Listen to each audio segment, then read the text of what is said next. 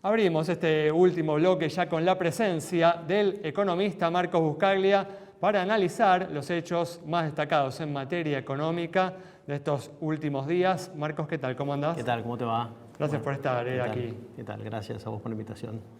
Dijimos, ¿no?, en el primer bloque que el gobierno viene negociando con las empresas para extender el programa Precios Justos con el objetivo de controlar la inflación que se viene ubicando en estos últimos meses en torno al 100% anual o cerca del 100% anual. ¿Crees, Marcos, que el gobierno va a lograr el objetivo de bajar la inflación en los próximos meses? Lo veo difícil. A ver, la inflación de enero pinta cerca de 6%. Podrá estar un poquito abajo, un poquito arriba, pero me parece que va a estar en ese orden de magnitud. Y la de febrero, que inicialmente se podría haber previsto que iba a bajar, porque la incidencia de regulados es menor que la de meses anteriores, yo te diría que con el tema del precio de la suba del precio de la carne vamos a estar en un piso de 5. Con lo cual, si sumás el 6 de enero, no el 5 de febrero, nos vamos a acercar de nuevo a 100%, con lo cual el gobierno cantó victoria, digamos, de no haber llegado a 100%, me parece que prematuramente.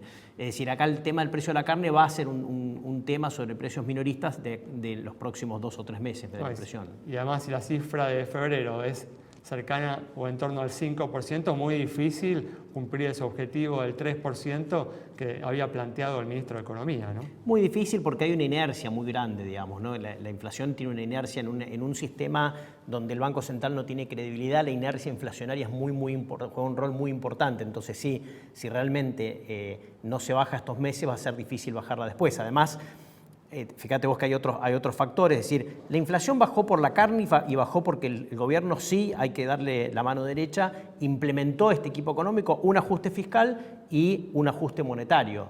Ahora bien, el ajuste monetario se está patinando por el tema de que al final el Banco Central sigue comprando bonos y entonces me parece que eso está patinando de cierta manera.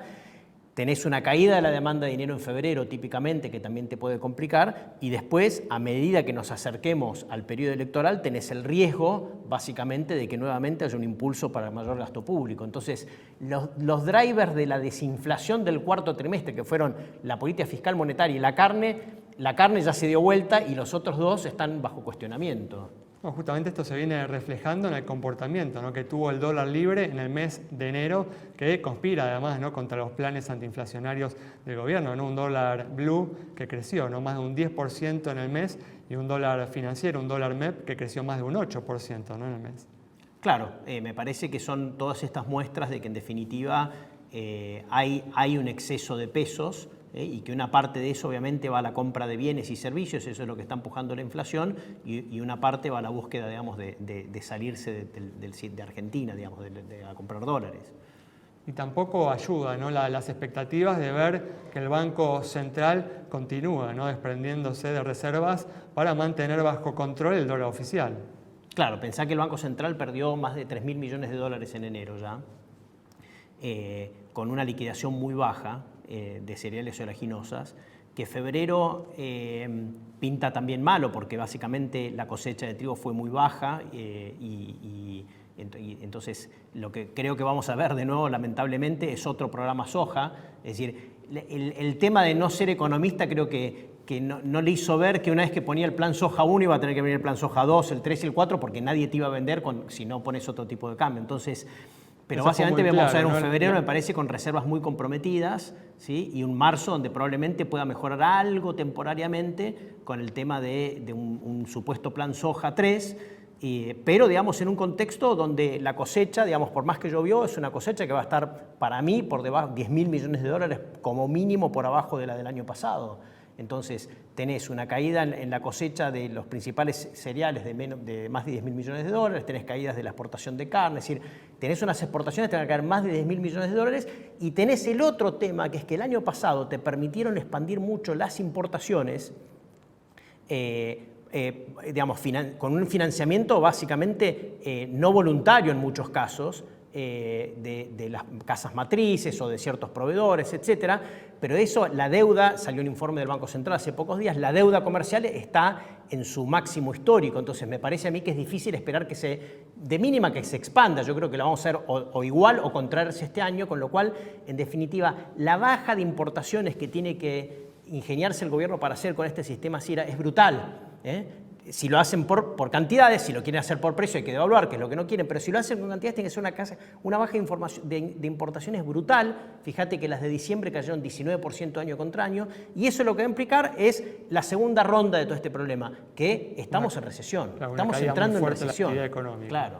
¿Cuál es tu expectativa en ese sentido? ¿Cuál es tu expectativa de crecimiento este año? Nosotros desde hace mucho tiempo venimos diciendo que el PBI cae este año, no solamente por la cosecha, sino por un tema de justamente política fiscal, monetaria, restricciones de importaciones. Yo te diría que hoy, para mí, en un escenario relativamente bueno para el gobierno, en el sentido bueno, ¿a qué le llamo un escenario bueno para el gobierno? Un escenario donde logra este gran plan de evitar la devaluación, que es todo el plan, digamos, evitar la devaluación, igual llega con la inflación entre 80 y 100% y un PBI que cae más de 2 puntos este año y con el consumo cayendo. Es decir, va a llegar a las elecciones con el consumo cayendo.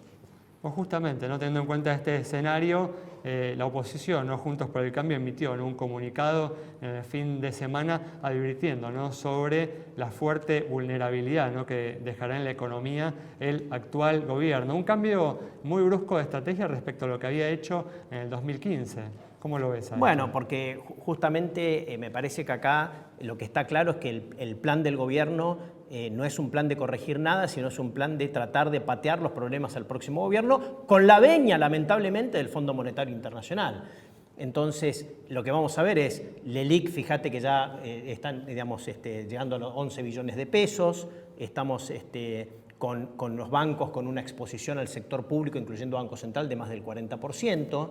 Entonces, básicamente, todo esto es un problema que crece y yo creo que el mensaje de Cambiemos es, no te están diciendo seguro viene una reestructuración, pero te están diciendo, ojo, que nos están dejando un problemón. Esto es un gran problema. ¿Te parece acertada esta postura de parte de la oposición? Yo creo que sí, porque en definitiva me parece que acá hay un gobierno que no quiere cooperar. Cooperar es hacer las cosas, es haber corregido más los desequilibrios para poder, en definitiva, no generar una deuda que no es sostenible.